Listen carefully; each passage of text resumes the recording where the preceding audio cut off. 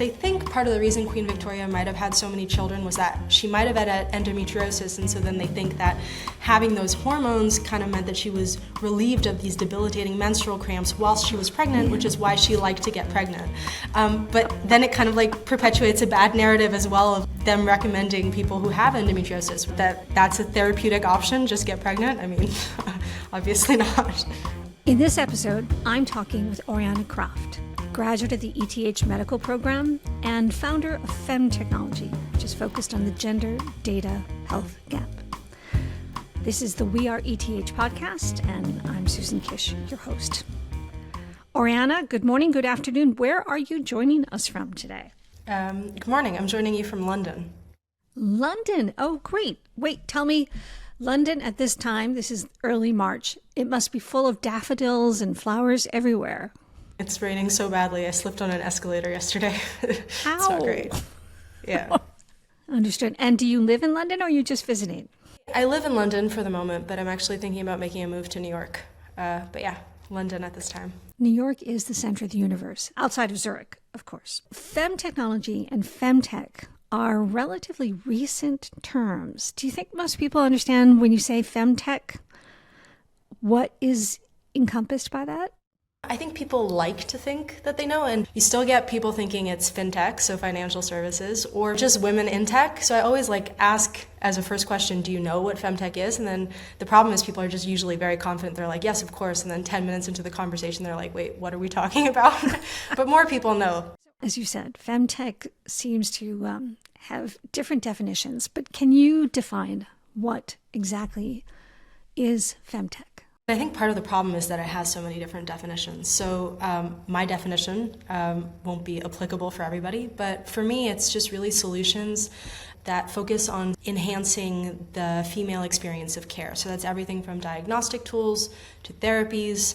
Yeah, because I think people tend to define it rather narrowly as sort of reproductive health solutions, and they're often digital health solutions, and I really like to define it expansively. So it's not only reproductive health, it's also sort of autoimmune conditions, cardiovascular conditions, and it's not only digital solutions, it's also things like organs on a chip that allow us to sort of replicate the female reproductive tract, because part of the problem is that we have, for example, for a disease like endometriosis, is that mice, they don't menstruate in the same way, so it's quite hard to study endometriosis as a disease, but if you could sort of replicate the environment sort of in a cell or on a chip, then you'd have other opportunities and avenues to explore.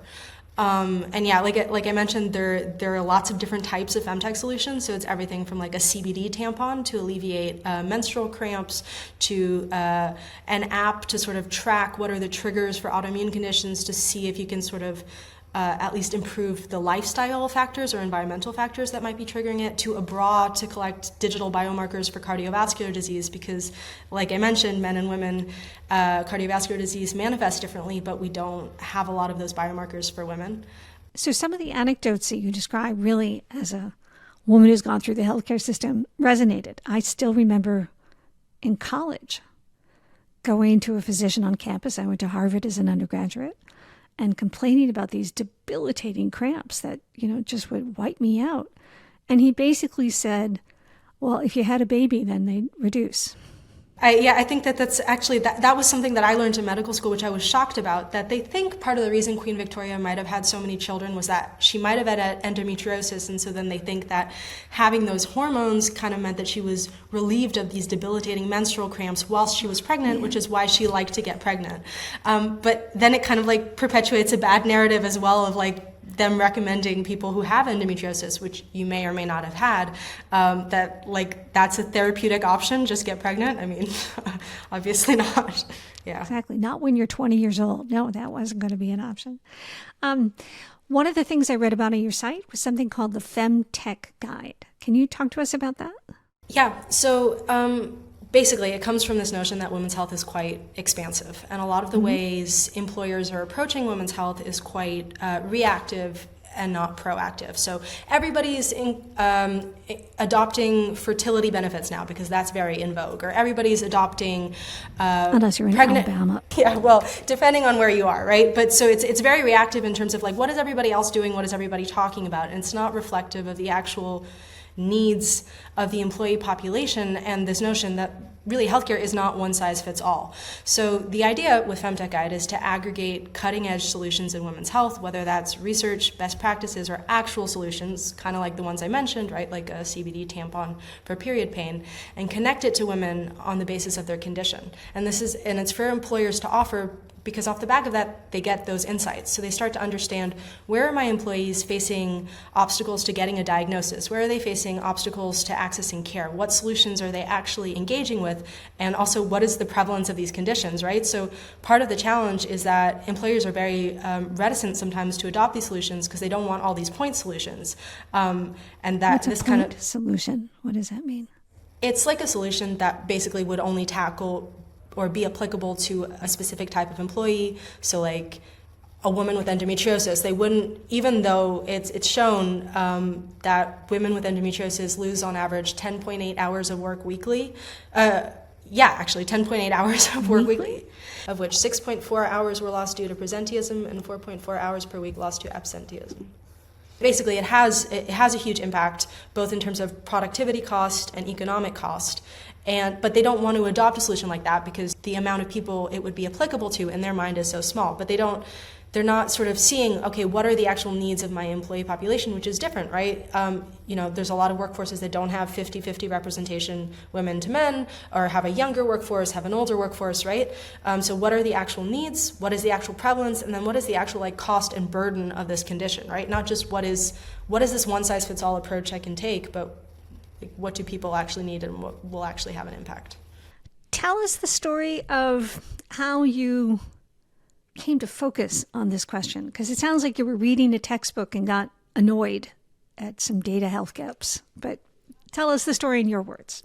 Yeah, so I studied medicine at ETH, and actually in gynecology class was the first time that I learned about endometriosis or PCOS, which impact 10% of the female population, respectively. And the first thing that bothered me was that if I was impacted by those conditions, the only way to learn about them was in medical school, which most people don't have access to. And then the second thing was this program at ETH is very much focused on sort of designing the future of medicine, which is what drew me to it, right? You have a little bit of programming, a little bit of mechanical engineering, and they're very startup focused. But when it came to women's health, it was just kind of like, this is the status quo. You have horrible, debilitating periods if you have endometriosis. And there's no real, the diagnostic methods aren't that effective. There's no real solutions that exist. Moving on. And then I was like, wait, what? What?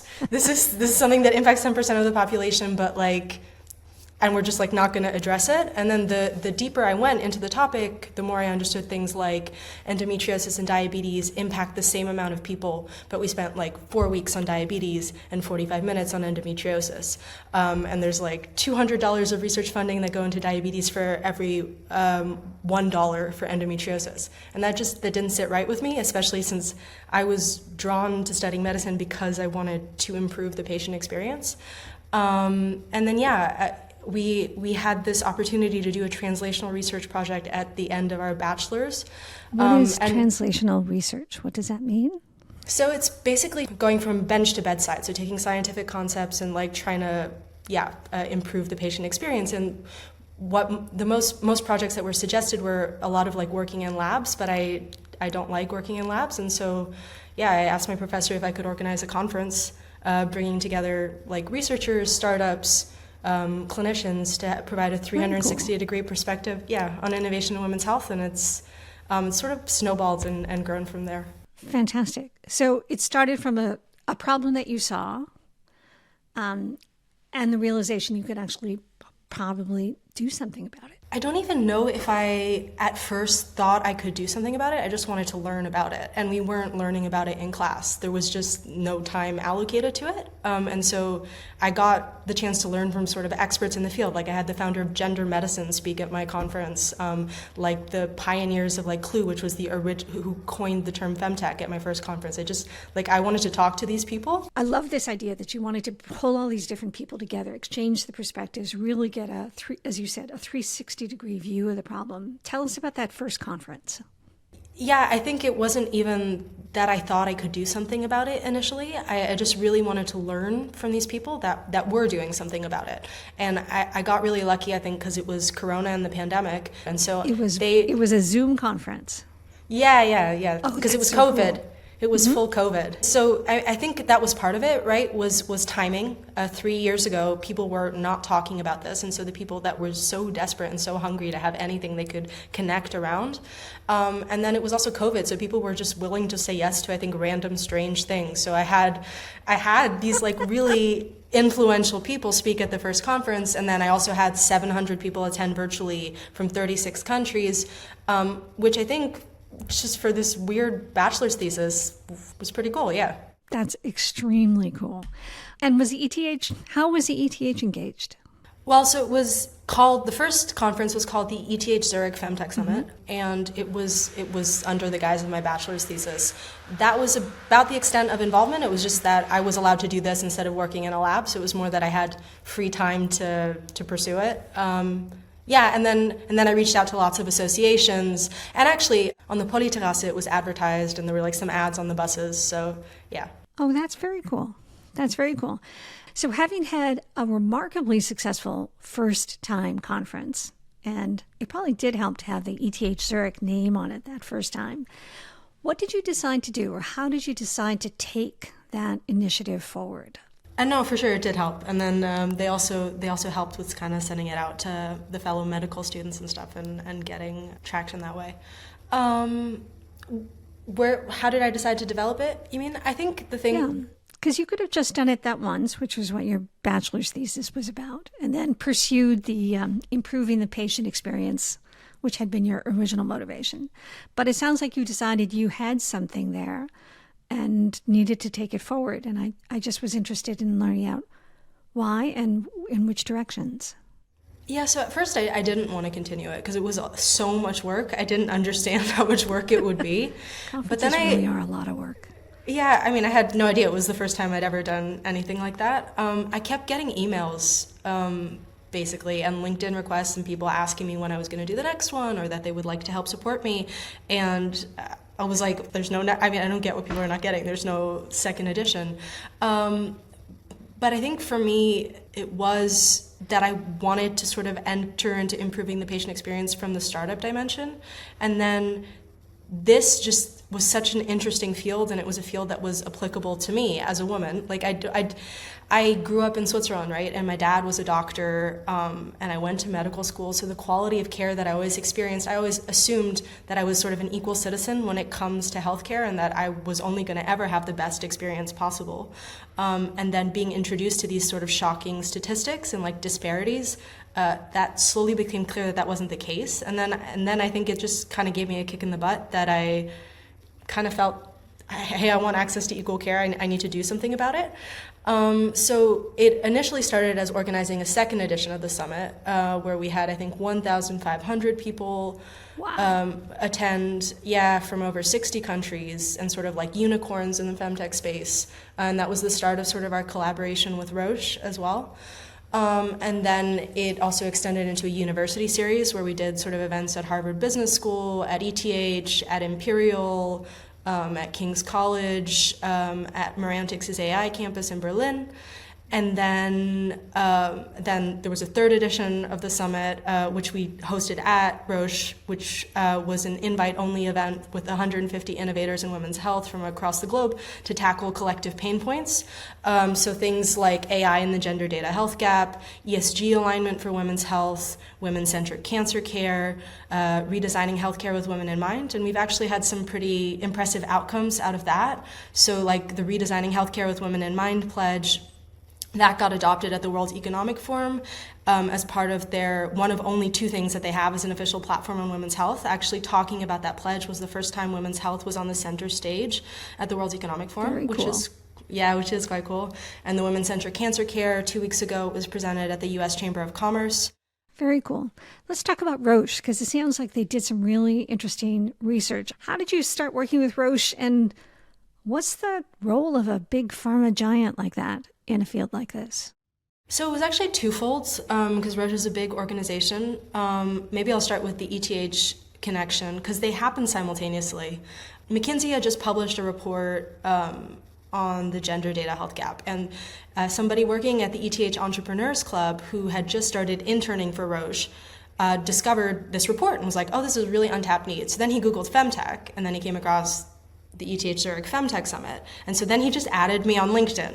And normally I don't accept people who don't like submit a request, but then I was like, okay, he seems like he went to the same school as me, probably I know him, so I accepted him. And then he was like, hey, I'd love to talk to you. And then that's like how he was working for the innovation team and who had started looking into women's health. And so that was a parallel. And then another one was I had met the women's health lead at Roche at a conference. And I had actually cold reached out to her. I didn't really understand what Roche did or anything, but I was like, hey, I'm doing this conference, you should come. And then it's just like, now I'm like quite well integrated and embedded into that ecosystem, but it was very random, I think. It was just like a willingness and an openness. They're really committed to closing the gap. I think it's just hard because there's a lot of like basic translational research that's missing in women's health. But the fact that they're making such public statements about women's health and really committed to exploring the different areas where they can make a difference sends sort of like a powerful statement to the ecosystem and also more widely, because it makes people think if they're doing something about it, maybe there are opportunities there. We should be looking more into it. And also in terms of like venture capital funding, it makes VCs think, okay, there's exit potential because there's a big pharma giant that is interested in the field. That's a great point. ETH medical program. Have you talked with them about looking at their curriculum? Or I think there was a great statistic that in all of the textbooks, something like 38% or 36% are identifiable gender images are women. You know, there were some amazing stats about the classic curriculum at a medical school on these topics. What do you think an ETH could do about it? I think definitely ETH could be a pioneer in the space. Maybe they are. Maybe they have revamped it since. I don't know. I'm not going to school there anymore. But in the same way that they've placed an importance and said, hey, you guys need to be learning Python, you need to be learning R, you need to be taking mechanical engineering courses because this is the future. They could say sex-specific care is the future. And I think it is the future. If we're talking about precision medicine, sex is a precision medicine factor, right?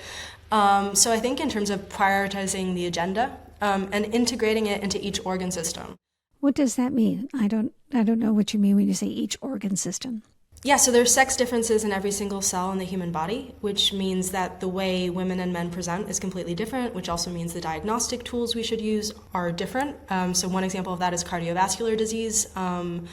The diagnostic tools that are used sometimes say that women are not having a heart attack when they in fact are, just because like one example is the cardiac troponin levels would be lower in women than in men. So the diagnostic cutoff and threshold would say women are not having a heart attack when they in fact are, because it's based on the male body. That's a very specific example, but even like more broadly and wider, the way women and men present, just like the typical symptoms, are different. And that goes across each organ system in the human body, so also in terms of diabetes, in terms of lung cancer, but that's not integrated. They just present these symptoms or these diagnostic tools or therapeutic options as if it's one size fits all, when what that really means is we're basing it off of like white male bodies. You mentioned that you were starting a new startup in this, and some of the stats that I read gave me the sense that there are some significant opportunities for growth and for companies within the FemTech field. I read something about getting as much as $60 billion market by 2027. I think you quoted that. What are the opportunities for this? I think they're tremendous. I mean, it's literally an untapped market, because I think what people have traditionally defined as women's health up until now has been things like period trackers, right? Which is, as I've just outlined, it goes across the whole organ system, and people are exploring it in different ways, right? In terms of like workplaces, in terms of research opportunities. Yeah, I think the growth potential, I actually really love this quote from the Amazon CTO, where he said he thought that FemTech could allow healthcare to like leapfrog, to do it right from the outset. I think it could be sort of usher in a new era of precision medicine, because women's health is at ground zero. There's so much fundamental information that we're lacking, and this awareness and this attention of that fact is happening at the same time as these incredible tools are being developed, right? AI or organs on a chip. So we could probably, I feel like, if we're focused and motivated enough, sort of design women's health right from the get-go, sort of, build it right. And do it on a compressed time frame. Ideally. Ideally. But, yeah. Well, given the acceleration that some of the AI is showing in other fields of research, it seems feasible. Yeah. You look hesitant. You have the question mark. I think it's been quite well studied, right? That AI can introduce sort of like biased outputs. So one example was UCL did a study, so the NHS used an AI tool for liver cancer detection, and the rate of missed cases was like double for women as it was to men. I think another example is I talked briefly about sort of women-centric cancer care, and that's because there's an example where there was a large-scale cancer center doing brachytherapy, and they compared the amount of women and men that were asked in patient-reported outcomes about their sexual function following sort of radiotherapy, and 89% of men were asked versus I think it was 0% of women. And so then if you train an AI model on that and you don't understand that there's this missingness of data, it could think we don't need to ask women about their sexual function following brachytherapy, when that's obviously not the case, right? So yeah, I think it just depends if we're really thinking about it, and I'm not sure that we are. Understood. You're involved in something called the Women at the Table, a Geneva-based organization, and they put out a really interesting report last fall. Can you talk a little bit about the findings from that report? Yeah, so the AI and gender data health gap report, that was a sort of an outcome of the Fem Technology Summit we did with Roche, because we did a workshop on AI and the gender data health gap. And there, it was just sort of going into detail about how these data gaps exist at every echelon of the healthcare industry, from clinicians to researchers to patients to startups, and how that impacts care, how that impacts delivery modalities, and how now with AI being adopted, I think there's something like 90% of US healthcare systems already have plans to integrate AI into sort of existing clinical workflows. If we're not thinking about these data gaps, it's just going to perpetuate these existing biases. It's going to entrench them, right? It seems you have an identity in medicine, you have an identity as an entrepreneur, and you also have an identity sort of as a data scientist, right? How did ETH prepare you for what you are doing now, or what you hope to do? Well, allowing me to do the summit, definitely. It gave you the freedom to pursue that, yeah? I think also just more, which is why I chose ETH as a school originally, that I was exposed to people doing sort of computer science and different degrees, and there's a lot more of a startup culture. So I think less so in medicine, it's also a new degree program, but being able to meet people in computer science and mechanical engineering who were keen on doing startups and keen on solving problems and had much more of this like bias to action, that definitely, yeah. And I think, ETH is supportive of its alumni, right? Like the ETH AI Center had let me do a panel at Davos on the gender data health gap, and that's an incredible opportunity, right? So yeah. Oriana, thank you. That was a great conversation. I learned a lot, and I'm wishing you the best in terms of whatever comes next on FemTechnology and your mysterious startup. Thank you. So I'm going to ask a couple questions just to close this out. When you were growing up, what did you want to be when you were an adult? I wanted to be a writer. A writer? What kind of writer? Fantasy. So I did write. In high school, actually, I went to school in Geneva, and they have this thing called extramuros, and if you have high enough grades, you can just sort of finish school in February and come back in September and do whatever you want. In the coming months, obviously, it has to be an approved project. And so I wrote 2 novels during that time. Yeah. Certainly, romantasy is quite the genre these days, so that was a great area of study. What are you learning about today? What are you curious about today? I think the intersection of science and art. I don't know, I'm curious about lots of things, but I always really loved sort of Wired and how they made like complex scientific topics really accessible through sort of art and storytelling. And in general, I think, art sort of holds up like a mirror to society, and science shapes society. And so I think sort of more actively incorporating the two would be really powerful. So always on the lookout for great resources for that. Very cool. What are the books that you're reading right now? I don't read as much as I used to, which is unfortunate. I think like my favorite fantasy novels are like Circe by Madeline Middler, which is a retelling. That was great. Yeah, and Pachinko is really great. Pachinko is also great.